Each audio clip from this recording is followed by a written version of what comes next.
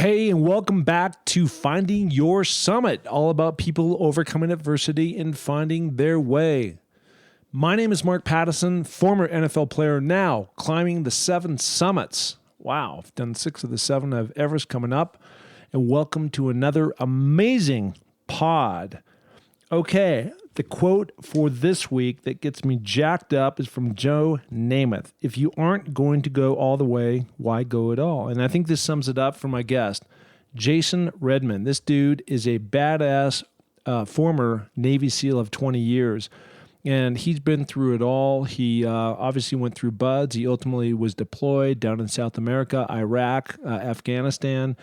And he got into a very, very tough firefight and was ambushed and was really caught between these 2 lines and bullets flying in all directions. And ultimately he was shot 7 or 8 times. And one of those was through his side of his ear, out through his nose. And then also his arm was shot up as well. So very difficult. Ultimately, he survived that. Didn't think he was going to, just because they were pinned down for so long and there's so much blood coming out. But I think he said 34 surgeries later, he's been repaired. He obviously still carries the scars of that, but we go through in detail. And really what he's done is come up with a leadership training, all the stuff that he learned through SEAL training and what it takes to be a great leader, starting with yourself and how you can guide and motivate and achieve things you probably never thought you'd be able to do. So really jacked up with my conversation with Jason, very transparent, very honest, and very direct. So you will for sure love this pod. Okay, and if you haven't already done so, please go to iTunes and please rate and review. We are getting more and more of these ratings and reviews, which means we get more popular. And I don't really care about popularity other than it increases the visibility within the Apple world. And that's the reason why it's so important. So you can find and navigate to Finding Your Summit podcast either directly through the Apple world or through my website, www.markpattisonnfl.com. Hit podcast, and there's a link, says iTunes, and it will lead you right to where you need to be, okay?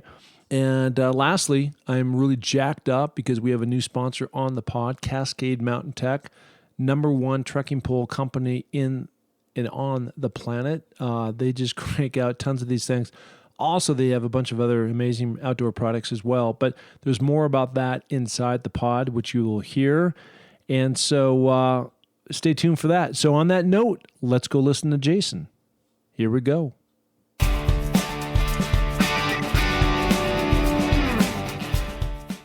Hey, everybody, it's Mark Pattison. I'm back with another phenomenal episode of Finding Your Summit, all about people overcoming adversity and finding your way. This week is no different. I've got a total stud on the pod. His name is Jason Redman, beaming from Sun Valley, Idaho, all the way to Virginia Beach. Totally jacked to have you on the show. Jason, how you doing? Mark, I'm awesome, man. Still on the right side of the earth. Yeah, well, you're doing good. You know, you've got a lot of things going on. You've got a lot of things going on from your past, which really I think has helped propel you in a forward momentum. I love this quote that you have: "The mark of a man is not found in his past, but how he overcomes adversity and builds his future. Quitting is not an option." Man, is that true? Yeah. It's incredible. I mean, and that's the thing with so many people and I want to get into you about kind of, maybe we're going to go forward a little bit and then bounce back, because you're this 20-year Navy SEAL, very accomplished guy. And what a lot of people, when things get really hard, they quit. And so you're on the speaking tour today. You're going around the country, and you have these messages of overcoming. In fact, you have a podcast, the JR Overcome Show podcast. And certainly when you're a SEAL and when you're up against amazing odds, not just to throw in the towel and sit down and roll over, but fight forward and fight, in the right way. Where did that all come from? That's a great question. I mean, my family comes from a military background. I've talked to my dad about that because I won't say I had an incredibly hard childhood in any way. I mean, we didn't have a whole lot of money, so grew up kind of poor and definitely getting some hand-me-downs. My parents were divorced. I bounced back and forth. But it's not like I grew up on the mean streets of some place fending for myself. There was something within me, and that basically said, if you told me you can't do this, it just fueled my fire even more to do it. So from an early age, I just came up against different obstacles. A smaller kid, even now as an adult, I'm about 5'8" and 170. And when I was young, I literally at about the age of 15, I was probably still that 95-pound weakling. And I told my dad I wanted to play football, and he laughed at me and said, "No, you'll just get hurt." So I let that go for about a year. And then finally I told him, I said, "Hey, I went out for the football team, you know, made like second string tackling dummy. But it's what I wanted to do. And I wanted to get out there, and I laid everything out there. Never was an amazing starting player or anything like that, but it taught me so much about teamwork, overcoming adversity.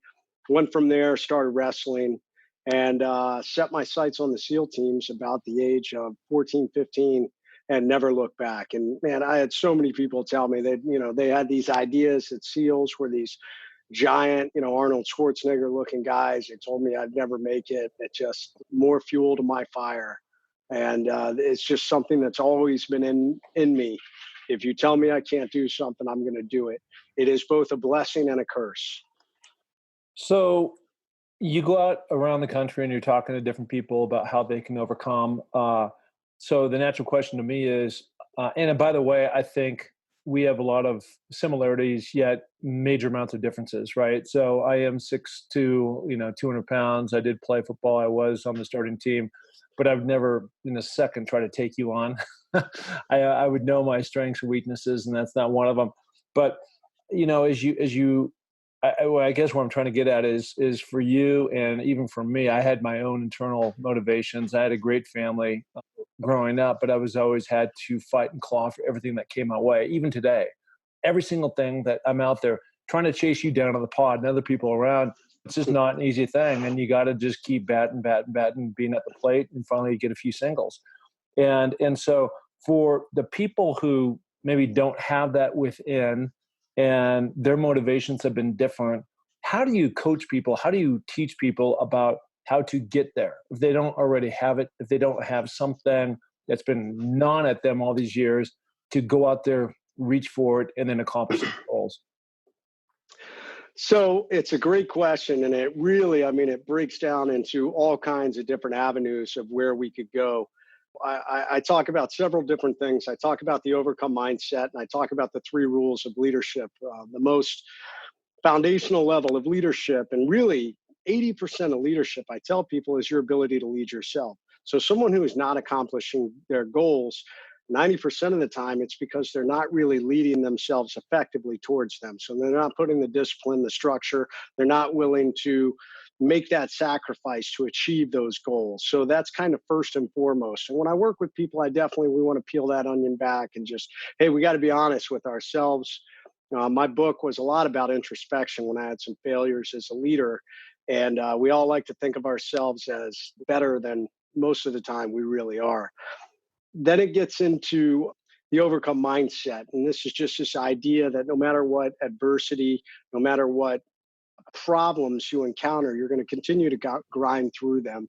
And you were talking about earlier how, a lot of people, and I feel like we're seeing it more and more in this day and age, are quitting becomes the first answer instead of the last answer. It's like we're conditioning a lot of the younger generations in this country and a lot of people that, hey, if it makes you uncomfortable or something offends you, or hey, just quit, because this crazy idea that your comfort is of utmost importance. But the problem is we don't get better through that. We know science has proven, history has proven that people get better. They get forged in those harder moments. And that's truly where we learn more about ourselves. We learn how to push ourselves further. We learn how to push through that discomfort. So I talk about that overcome mindset. The third thing that I talk about is, in life, I survived a real world enemy ambush. And there's a lot of mechanics and there's a lot of tactics that come into the ambush.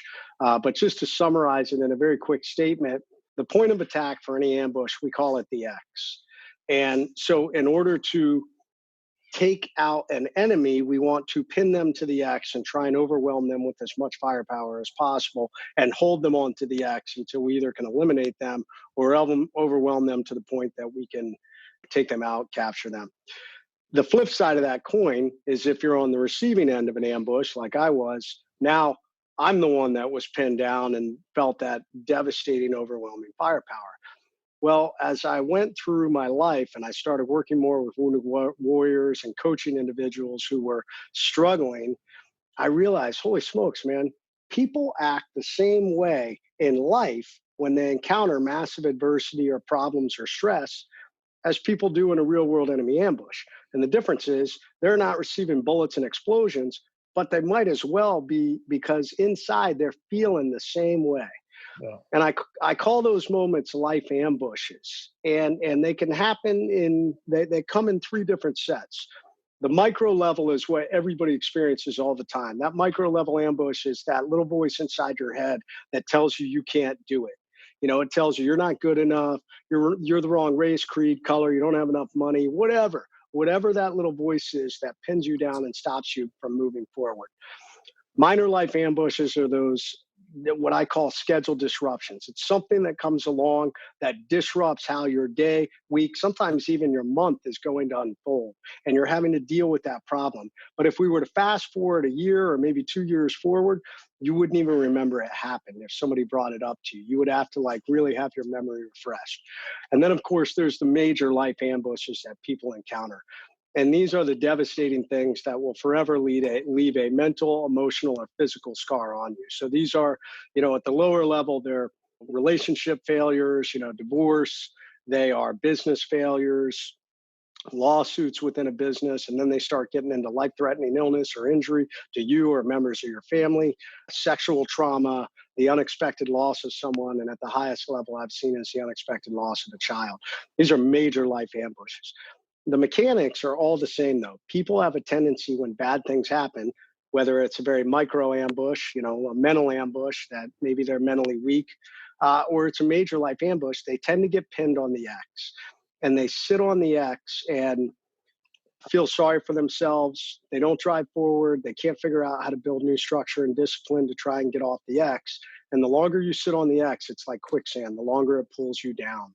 So I teach a methodology all about getting off the X. Part of my methodology is something we call the REACT principle. It's an acronym, how to evaluate if you're on the X, and steps on how to get off the X. But that is my motto to people. You have to get off the X. If you are not moving towards your goals, if you are suffering from some sort of major setback, adversity, failure, crisis, you got to get off the X. Most people sit on the X way too long and they get stuck there and they convince themselves they'll never move forward again. Okay, a lot of stuff to unpack there. So number one, I love your analogy about life ambushes because it's really true. And certainly I've had mine. I've had a relationship blow up, and that was very devastating for me. And that's how I was telling you before we started the pod, how I really found the mountains. And so the one thing, and then the next thing you were talking about is really trying to get off the X. And so for me, what I've found is that action creates reaction. And it doesn't matter, sometimes you point your gun in a variety of different directions, and maybe that's not the direction ultimately it goes, but at least you found out that isn't the direction you want to go, versus just sitting in a mud puddle and doing nothing and treading water. And that's, I think, the worst thing you can do. The overcoming mindset, I really feel about, and I've thought this for a long time, and that is that I don't believe that you can develop a strong mind and then from a strong mind you develop a strong body.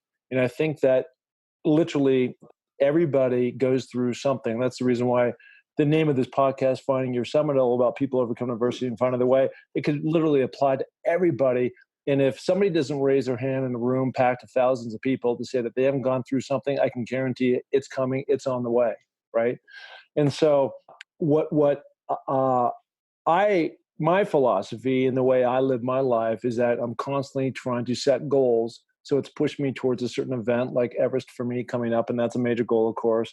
But if I push myself in to certain thresholds, it's then going to help me develop a strong mindset. Because when you're up on Everest and things are going to happen and you got to power through, you can't have your mind quitting on your body, right? You got to like have your body physically has been pushed, it's been stressed, you know how to take it there. And like all these other lower things that you were talking about, the life ambushes of relationships and disease and people passing away and things like that, they happen to either us directly or people around us in our near circle. And so you got to be able, and that's one of the reasons why I'm constantly prepping for those moments so I can at least help take some of those things on. Of course, you have to process them and take them in, but I don't know. It's just really helped me in my life in terms of the stress I've had to deal with.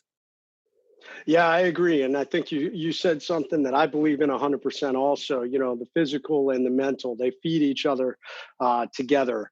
And I believe, SEAL training is one of those foundational places. I'm sure you felt it, and training with football, you build that overcome mindset. I think that's the basis level of getting out of your comfort zone, is doing those things physically. So if you can get out there and really push yourself physically, you're already starting to build that overcome mindset. You're building that mental discipline, because your body will always tell you it wants to stop. It'll start to feel pain. You're breathing heavy. You're going through a level of discomfort. But we know, fact beyond fact, I mean, we've seen these amazing stories that the mind can push the body to do at least 10 times more. I mean, this is one of the foundational principles of SEAL training. During Hell Week, we go an entire week without sleep. And you are constantly wet, cold, and moving that entire week. And it is absolutely miserable. I mean, it lives up to its name of Hell Week. And we have about 80 to 85% attrition rate during Hell Week. But you learn that the whole time your mind's telling me I can't take another step. But if you don't take another step, then they're going to start telling you, are you quitting? And if you quit, you're done. You have guaranteed failure. So you have to put one foot in front of the other and continue to grind and continue to do the evolution. And you begin to learn that even though your body is telling you, I can't take another step, it really can. It's your mind that continues pushing it forward. Your body's trying to protect itself and conserve energy and everything else. But the reality is you can push this machine we run around in right to death. Hey, this pod is sponsored by Laird Superfood. So many products to choose from your InstaFuel, your coffee, your tea, your smoothies. And I love the superfood creamer and use the hydration powders like the beets, the coconut, the matcha, the turmeric to mix all into my 7 Summit smoothie. And it's so good.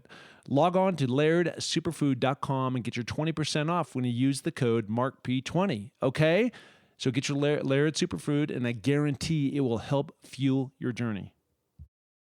Well, let's talk about your machine just a little bit. So you really talked about that whole metaphor of the X theory. I think I just renamed it, but the axis, right, where you're either pinning people down, or in your case, you were the person in the center of that X, that you had that ambush coming at you when you're in SEALs. And where I think I first read about your story is you got shot 7 or 8 times in the arm and the chest and kind of through the face, at your nose, all kinds of stuff, yet you're still taking on firefight and you didn't just lay down and roll over. Can you tell us a little bit about what happened to you that day, what led up to that? Yeah, absolutely. So we were on the tail end of our deployment in Iraq in 2007, which 2006 and 2007 was kind of the second phase of the Iraq war. The surge had occurred. A lot of people may remember or not remember that. And there was another big phrase going around in the media called the Anbar Awakening. And I was operating in Al Anbar. A lot of people remember Fallujah. Fallujah was it was kind of the heart and soul of the Al Qaeda insurgency in Iraq. And that's where we were operating. It was serious intensity. We were doing missions almost every night, some nights, 2 missions a night. And our job was to capture or kill high-level Al Qaeda and insurgent leaders. And and mid-level leaders, and we were doing it and doing a great job. I mean, as a SEAL, it was everything that I'd ever dreamed of doing. Up to that point in my career, I'd seen some combat in Afghanistan. I'd done quite a few things in South America prior to 9/11, some of the counter drug stuff. But when I got into Iraq, it was everything I had ever trained for. We were taking really bad people out or capturing really bad people and sending them to prison. So we were towards the tail end of that deployment. We were literally 1 week from going home. And the number one leader for Al Qaeda was a guy we had been tracking all deployment. We had never got to him. We had missed him several times. And on that night, we got word that he was going to be in a specific location around a specific time, something we call a time-sensitive target. And we launched on that target. I was fortunate enough to be the assault force commander for the actual operation to take down that target. We went in and we took the target down, and as often happens, sometimes information can be a little bit dated. So we got there, nobody was there. We could tell some people had been there. We found quite a bit of munitions, explosives, IED making equipment. So our explosive ordnance disposal men are guys that take care of bombs and stuff, diffusing bombs or blowing things up. They took all that stuff. We were going to blow it up and we were going to call it a night. It was about 3 a.m. at this point. Our snipers were watching outward as their job, and started seeing a lot of activity on another house about 150 yards away. I took my team and we maneuvered. We saw some individuals flee out of this house and run into a densely vegetated field.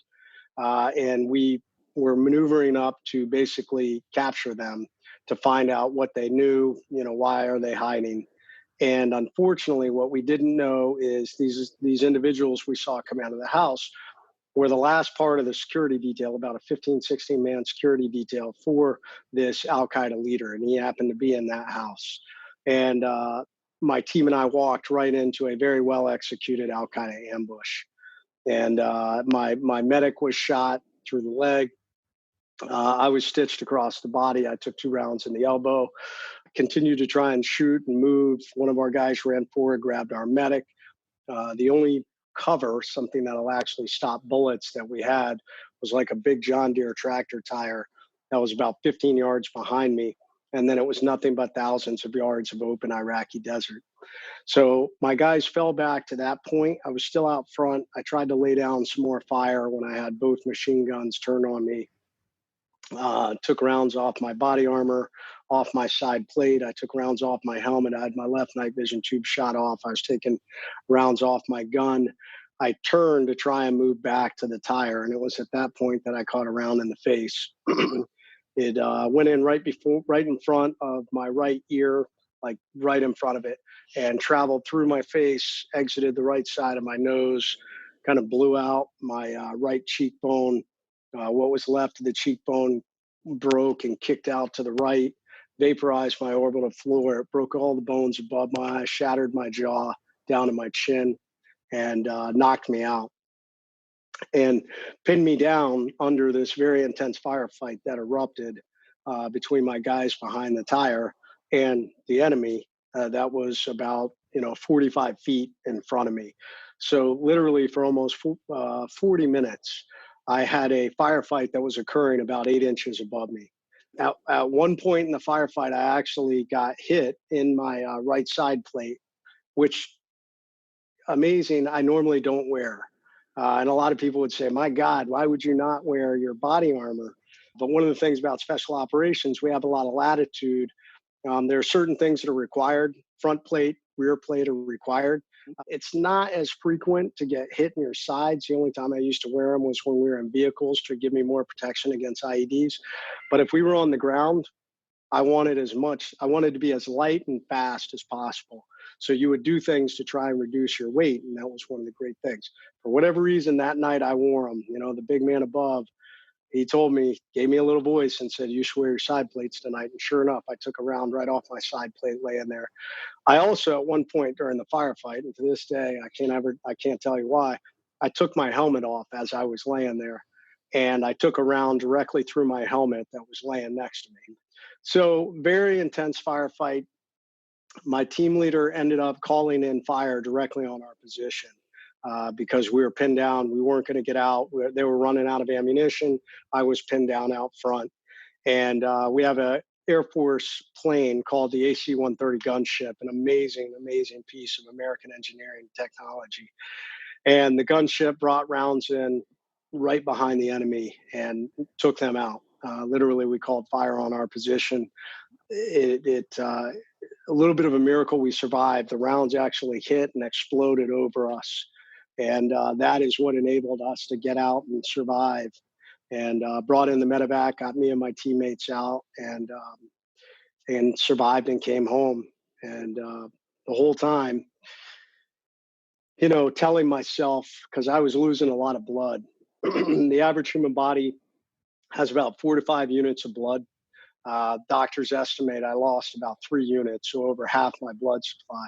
And they said, it's a miracle you survived. I'll tell you, it was my fitness. And the doctor said this, that it was my fitness that saved me. I was probably in the best shape of my life when I was wounded.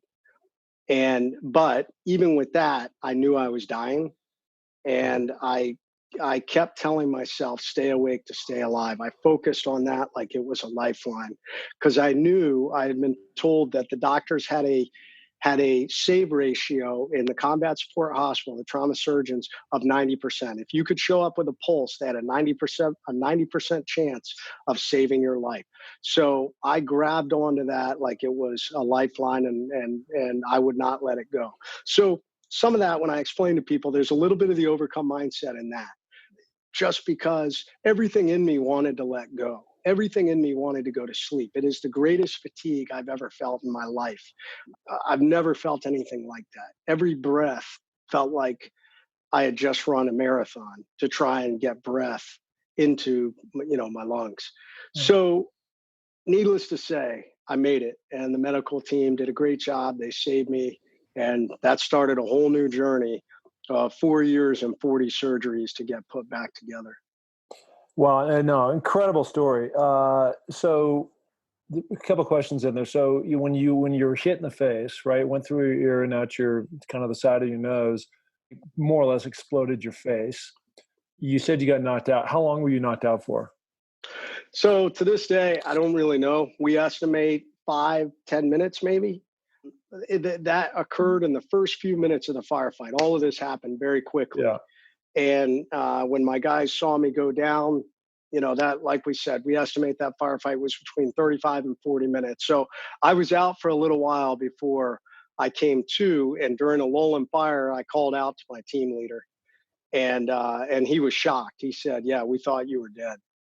So you're my visual is that you're like 15 feet or something away from this big tire where all these other guys are kind of backed up and against, and they can't come over and grab you by the legs and drag you back in because there's this firefight bullet zipping over your head 8 inches above. So they had to just essentially leave you there while these bullets flew over your head and actually hit your helmet, which you had taken off, which is amazing. And then so when you were saying you were dying, is it an actual feeling that you're dying, or you just self-aware knowing that, okay, I know that I'm seriously hurt. I know I've got a serious amount of blood that's coming out of me. And if it continues to go in this pattern, I need to shut off the valve. Otherwise, I'm going to die. I mean, was it more about that, or just like this feeling that this is happening? Well, it's a little bit of both. We do a lot of extensive trauma medicine training. So I knew that the machine had a leak, Yeah. and the machine was pumping my fluids out of my system. And I knew that if I didn't stop that, I was going to have problems. But I actually felt, that process, so when body goes into emergency mode, and when your fluids go down and the volume is not high enough, the pressure's not high enough, the veins and blood vessels, the flow to your limbs. And that's why people get so cold when they're going into shock. Hypovolemic shock is the loss of blood. What the body's doing is trying to pool as much blood as possible into the core and into the brain and heart and lungs. So I felt that. I felt I was losing feeling in my fingers and my feet. My right arm was okay. I took the rounds in my left arm, but I remember at one point I could not move my right hand. I felt so I was losing the ability to move, feel. Every breath I took, just it felt like 10,000 pounds were on my chest, and it got harder and harder to think. It felt like I was thinking through a shroud, you know. So I was just I realized as this was happening, you're dying, man. That's what's happening. You're losing the amount of blood you need to function. Yeah, just absolutely incredible. I want to ask you, so now that you got, you got bullets all over the place and your face is, you like you said, you had to go through 40 different surgeries to help repair. I think you've lost some of your sense of smell along the way. I don't know if that's still, the case, but there was this really cool thing that I was reading about, and that is this orange sign that when now you're laying in this hospital somewhere, and you had written down in kind of almost like this chicken scratch crayon that I was reading, which ultimately got to President Bush. But it's basically saying, don't flip and walk in here and feel sorry for me. I'm lucky to serve. I'm lucky to be here. And it's all about perspective. And so I'm going to make it. I'm going to be just fine. But, it goes on. I'm obviously paraphrasing this right now, but like at what point were you laying there? Was it somebody else that came in and was crying and teary up around you that like, hey, listen, screw that. I got to make sure that there's a statement when people come in here that they're going to understand what they're walking into. Yeah, that's exactly what happened. I had some individuals that came into the room, and it happened at a point in time where I always tell people, hey, I didn't launch out of that hospital bed in Baghdad with this, man, I'm just going to conquer the world after these devastating, grievous injuries. I mean, there was a period of time. There was about a week, I would say, maybe even a little bit longer, that I was dealing with. I was on the X. So I stepped out of this enemy ambush and I was on the second part of this life ambush, which was, and my story is rather unique. I mean, if you read my book, The Trident, it's really a story of leadership. And at one point earlier in my career, I had failed as a leader. And I almost got myself kicked out of the SEAL teams. And then I did the unthinkable. I redeemed myself in a community where we do not allow failure and we don't tolerate it. And it's really hard for a leader in our community to come back and redeem himself. And I had done it. And here I was on the back up on the track to finishing my career where I wanted to go and what I wanted to do. And I got severely injured. And laying in that hospital bed, thinking through all that was really hard. And doctors telling me, hey, we're gonna probably have to amputate your arm. You'll never operate again. You're probably gonna be out of the military. All these different things. So I was really kind of struggling with what had happened and the way forward. And it was when those individuals were in my room. There was the second thing. There was something else that happened, but it was when they were in my room and they were expressing this pity. I had drifted off a little bit after they had come in to visit with me, and I was in that subconscious state where you're drifting off, but you can still hear sounds, conversations, the TVs in the background. Yeah. And they started to have a conversation with themselves about what a pity that we send these young men and women off to war. They get battered and broken. They're never going to be the same. They're never going to be whole. They're never going to be able to function in society again. And they finished their conversation, or they were leaving as they were having this conversation. When my wife came back, this was playing inside my head, and it made me angry the more I thought about it. And I wrote to her because I couldn't talk. I was trached. I was wired shut. And I wrote to her. I said, never again is somebody going to come into my room with sadness or sorrow, feeling sorry for me, having pity. Because, man, it took everything in me to not have pity on myself. Yep. I was still struggling to figure out how I was going to drive forward. But I'll be honest, it was kind of this catalyst, this launch point off the X. It was like, hey, if you're the only one that can control if you're going to feel sorry for yourself or not. You could either be a victim and sit here and wallow in your sorrow, or you can be a victor and drive forward and just be relentless. And I chose the latter. And it was in that moment I wrote out that sign, and I told my wife, nobody else coming into this room and feeling sorry for me, because I refuse to feel sorry for myself.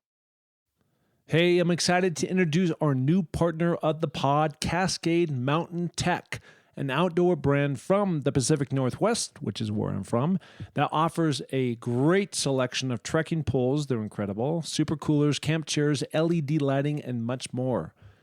Right now, Cascade Mountain Tech is offering 15% off your first order by using the code FindingYourSummit15. That is, FindingYourSummit15 when you check out at CascadeMountainTech.com.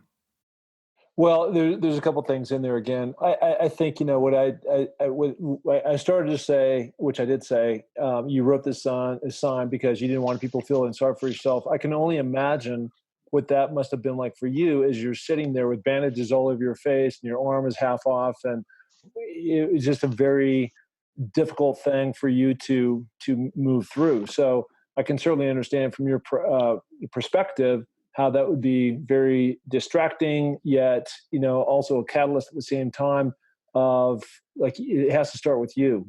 You can't have other people in trying to, like, either sugarcoat it or feeling sorry for you. It has to start with you, like pretty much everything that we've been talking about, right? Yep. So, I mean, you got to be a self-proponent of action.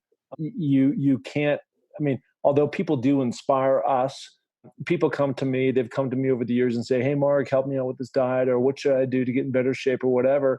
And I'm absolutely willing to give you the roadmap, but at the end of the day, it has to start within.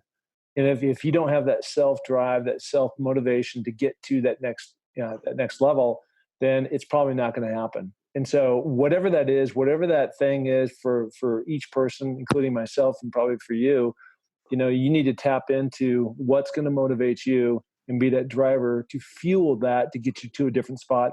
And in your case, you're laying on your back, all shot up and everything else. And the 40 surgeries, I'm sure there's plastic surgery and rewiring and building and all kinds of stuff that you had to go through. And each one's just another step and another step and another step to get you to that point. But ultimately, you do get to that point, and now you're moving on to kind of bigger and better things within the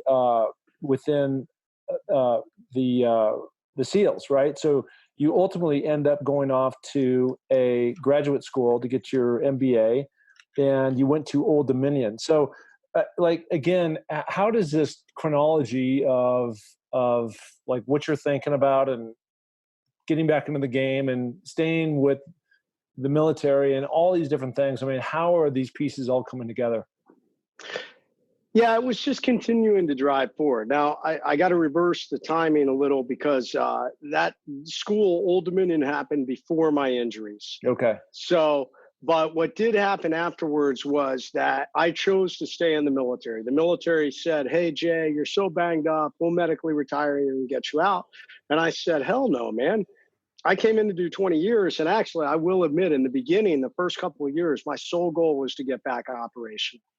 I wanted to be an operational SEAL again and get my career back on track. So I focused on rehab. Every surgery, the doctors used to laugh at me, because as soon as the surgery was done, I'd literally be in the recovery room, and the doc would come out to debrief me, and I'd say, Doc, let's schedule the next one right now. What's as soon as we can do the next surgery, so that I knew the faster I got done with all the surgeries, the sooner I could push myself to my new 100% to get back operational. That ended up, unfortunately, just never happening. My arm was never able to be fixed to the point where I could continue to be operational. The nerve damage, and I lost. It's a miracle I can do what I can with my arm now, but it never got back to that point. So that was a hard day, but I said, well, you know what? I still want to finish my career. This was at about 18 years in my military career. And 20 years is what's considered a full military career. So I said, well, I want to finish. So they allowed me to do that. I ended up working in different SEAL training. I worked in operations. I worked different special projects. And I ended up retiring at about 21 years. And it was at that point that I realized my career as a SEAL officer, for the most part, was over. The SEAL teams are built around combat. And there are certain positions that you have to fill as a SEAL leader. And unfortunately, because of my injuries, I wasn't able to fill those. So I kind of they would have let me continue to stay in, but I realized I wouldn't have moved due to where I was at. Yeah. So I decided at that point. Go ahead. Yeah, no, I was just going to say, you just went off for just a second. The bottom line is you were saying that you pretty much peaked out. I mean, you couldn't really advance your career any further for the most part, and probably doing the things that were most passionate to you. And so that then leads to this question. When you look back, and I did the same thing with my NFL career. You know, I wasn't in it for 21 years. I wish I would have, but just not so much about the NFL, but also just football, my football life in general, which did take about 20 years when you take all the different levels that are involved. But when you look back on the SEAL, I mean, you look back and you say, Navy SEALs did this for me. What is that? I mean, I would say the SEAL teams taught me everything about who I am, the good, the bad, and the ugly. And I don't think there's any other forging out there that brings a group of individuals together and forges them into a team quite like SEAL training does, and then takes you from there and forges you into a leader if you choose to be so. But even at the lowest level, every SEAL out there, even if a guy who shirks, any kind of responsibility, there's still a high level of leadership, the self-discipline required to even be a SEAL, much less to be a SEAL leader. So those were the things: teamwork, leadership, and the overcome mindset. I mean, I don't know where I'd be in my life if I hadn't gone through that. I mean, obviously we would say, well, you probably wouldn't have been shot up. Somebody could say that to me, but I don't know. Life works in interesting ways. Maybe I would have been run over by a car at 33 years old. Yeah. And I try and tell people, a lot of people say to me, well, Jay, I'm not a SEAL, so I don't need to lead like that. And I'm not going to have a team like that. People's lives aren't on the line, and I'll never have an overcome mindset like that. But that's not true, because it's up here. It's in your mind. It doesn't have anything to do with your muscles. Obviously, your mind leads the physical, but anyone has that ability. And that's what I speak on. I tell them, the lessons that I learn, they're not SEAL lessons. They're human lessons. And they're lessons that anybody can apply in their life if they're willing. You may never get to the level where, you're having to lead and be a member of a team or have the overcome mindset required to be a SEAL, but you absolutely unequivocally can lead and be a member of a team and have the overcome mindset of being an incredible achiever, an incredible entrepreneur, an incredible football player, whatever. You have that ability. It's just a choice. It's a choice to endure that discomfort and that sacrifice and to build in that structure and discipline to make it happen. Yeah, for me, I look on my side of the fence, which is, again, going back to football, and I always had that desire. Obviously, I had some talent, but I didn't know what that really meant to propel myself, because I'd never had the kind of leadership and the structure I needed to thrive and reach places that I never thought were possible. And so I think that's the commonality. You have that drive growing up. You had some talent. You wanted to go do certain things. Probably some of your mentorship was your grandfather and your dad, both in the military, and your sister. But at the end of the day, when you get thrust into the BUDS, which is the SEAL basic training of trying to get through and just see if you can qualify, and then your 20-year run, 21 plus year run at being a SEAL, all the structure, all the different leaders, all the people that influenced you in terms of what's right, what's wrong, what you can do, what you can't do, what you can overcome, that really filtrated into your mind, your body, your soul in terms of who you are today. And so it's really taking that whole package, I think, and then delivering that gift back and paying it forward to people who also need that same type of leadership. And it doesn't matter how old you are, we all need guidance. And I think myself, I'll throw in there, every day I've got podcasts or audio tapes in my ears trying to learn something from somebody on how they did something that maybe I can learn from, that's maybe going to help me when I'm trying to take that final step going up Mount Everest. That it's really going to, I know that will do nothing but benefit. And so if you're not learning and growing, you're dying. And I really believe that wholeheartedly. So you have a book, and the name of this book is The Trident, the Forging and Reforging of a Navy SEAL Leader. I know this has nothing to do with it. I was up in Seattle over this past weekend, and I was at this place having this brunch with my mom on Mother's Day. And all of a sudden, one of the guys runs over to me and he goes, "Hey, look, we have this view at Puget Sound, which is the salt water just right off the coast of Washington. And there was the Trident submarine sailing by." And like, oh my gosh, say like a nuclear submarine, zipping by. But what essentially, in a nutshell, what is this book all about? This book is a leadership journey. It is a story of one young man who had probably romanticized ideas of being a warrior and a leader, and who failed at a pretty good level, and probably would have failed and recovered fairly quickly if he had owned it and just embraced the fact, hey, I failed, I made some bad calls, let me learn from it. But he didn't. Ego got in the way, and he finally humbled himself through a very long, hard journey, and redeemed himself, and then only to find himself in another situation, or to find myself in another situation where I was severely wounded and I had to overcome that. So that is really the story of the book. It is a journey of leadership, a journey of coming to understand, what I talk about, the three rules of leadership: lead yourself, lead others, lead always. And intermixed all the way through there at all levels is how we have to overcome the different levels of adversity we encounter in life. I love that. I love that. I'm going to get this book. And so I'm sure that people can find this book on your website and or Amazon. Yeah, they can. It's at all the major bookstores. And if they'd like a signed copy, they can go to jasonredman.com. Just make sure you're writing the notes if you want me to personalize it. Okay, cool. I want to go back on something here because this is important. And it's just part of my, curiosity on the star power. But you did win the Purple Heart, Bronze Star, a bunch of other cool awards for all the different things that you did to serve this country. And of course, we thank you for that. What was that like when you were in the Oval Office?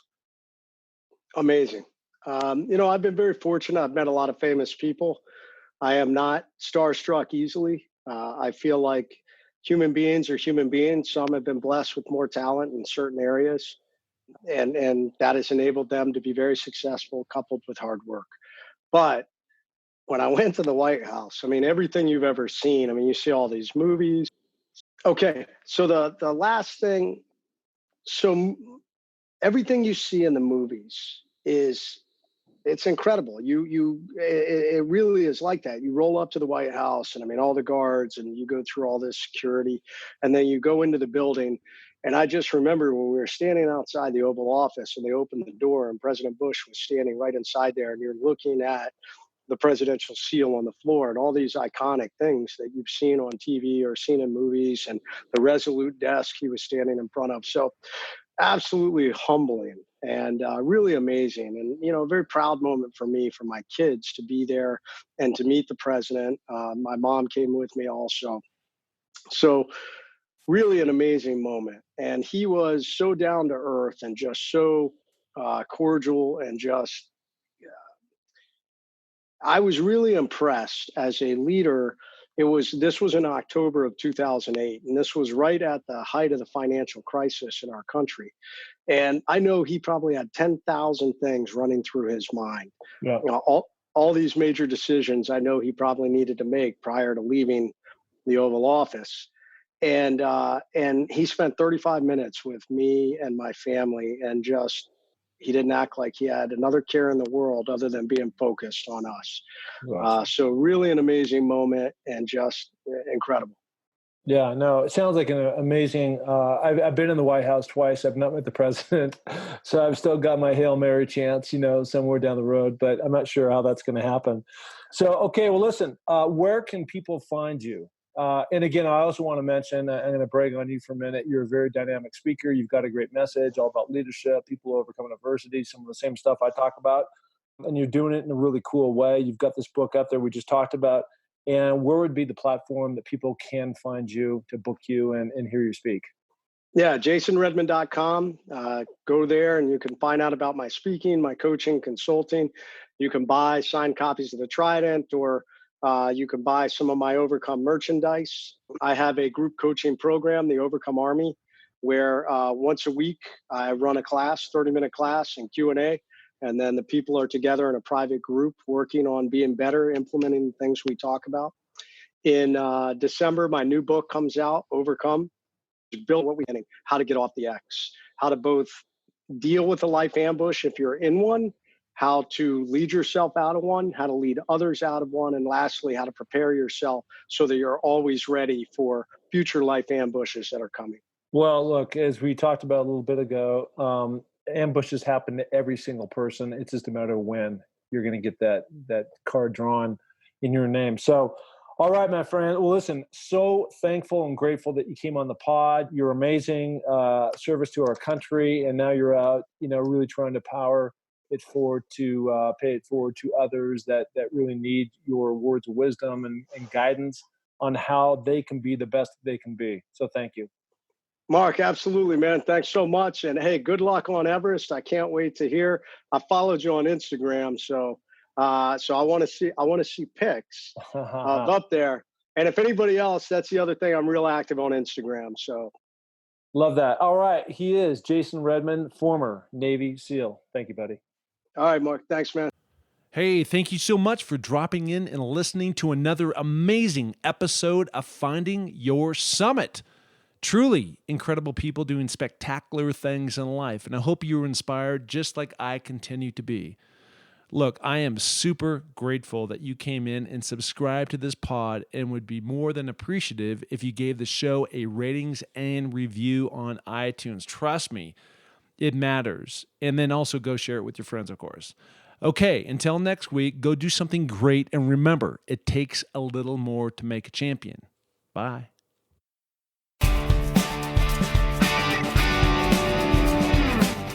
Hey, and thank you so much for listening to the Find Your Summit podcast. We are so glad to have you along for this journey. And if you enjoy the show, please tell a friend, share it on iTunes, spread it to the planet. We're looking to broadcast this to every person that is out there because, as you know, everybody has their own summit that they're going after. Okay, if you're looking to follow my journey, you can find that through my social links on markpattisonnfl.com. That's Mark, M-A-R-K, Pattison, P-A-T-T-I-S-O-N, NFL.com. So, until the next podcast, just remember, clear eyes, full hearts, and remember, it takes a little more to make a champion, so make it happen. Thank you. Bye.